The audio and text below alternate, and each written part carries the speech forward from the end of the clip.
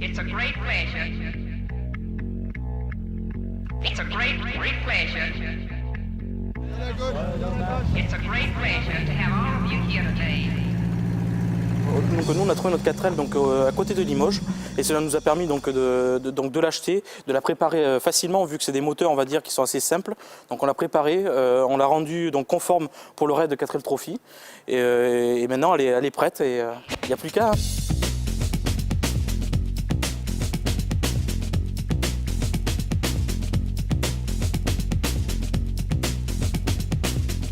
Oui, il faut oublier pas mal de choses de ce qu'on sait.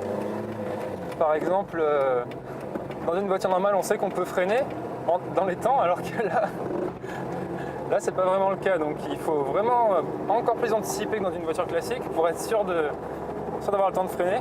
J'ai jamais été au Maroc, donc ça sera une découverte pour moi. Mais il me tarde d'y être, je pense qu'on va vraiment beaucoup s'amuser et ça va être vraiment une super aventure.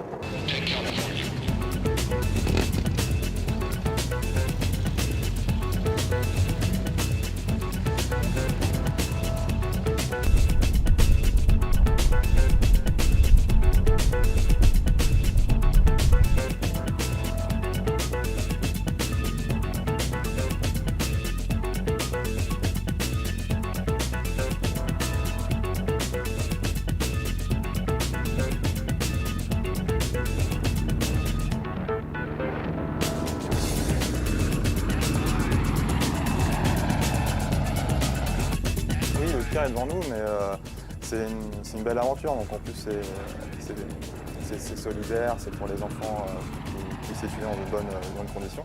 Donc du coup c'était un projet qui avait vraiment du sens pour nous, au moins au niveau de... Enfin, moralement c'était vraiment intéressant et même c'est très formateur parce que vu qu'il fallait se préparer vraiment longtemps à l'avance, il fallait vraiment préparer le projet, donc comme on nous apprend à l'école, hein, clairement, futur métier chef de projet. Donc c'était vraiment très formateur au-delà de nos études.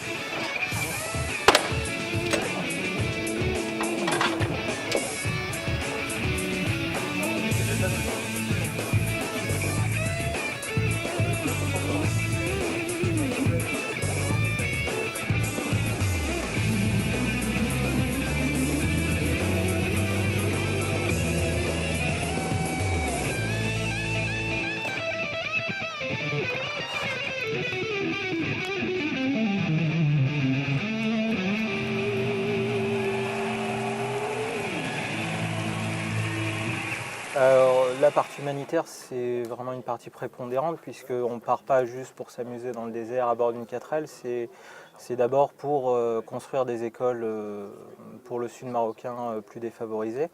Donc on va emmener des affaires de sport et des affaires donc, plus scolaires et également un chèque d'au moins 20 €, mais je pense qu'on amènera un poil plus, pour la construction des écoles, puisque dans les éditions précédentes, l'organisation demandait essentiellement des fournitures scolaires, et ils se sont retrouvés avec des montagnes de fournitures scolaires et pas d'école pour héberger les élèves. Merci beaucoup les gars. La partie communication, elle est importante aussi?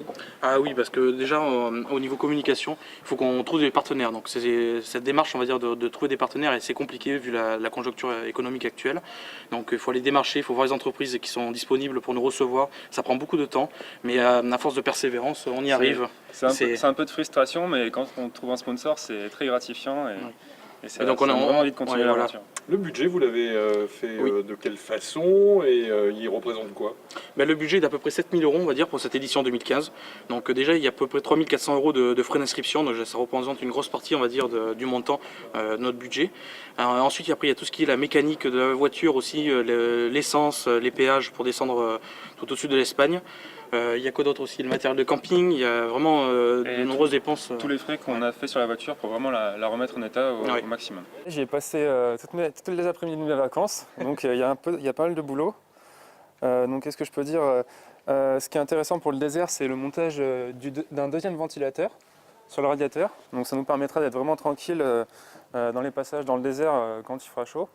Une autre pièce critique, c'est le filtre à air, qui a tendance à s'ensabler énormément dans le désert. Donc on a un système qu'on appelle schnorkel qui vient prendre l'air plus haut Donc ça nous permettra d'être tranquille dans le désert également.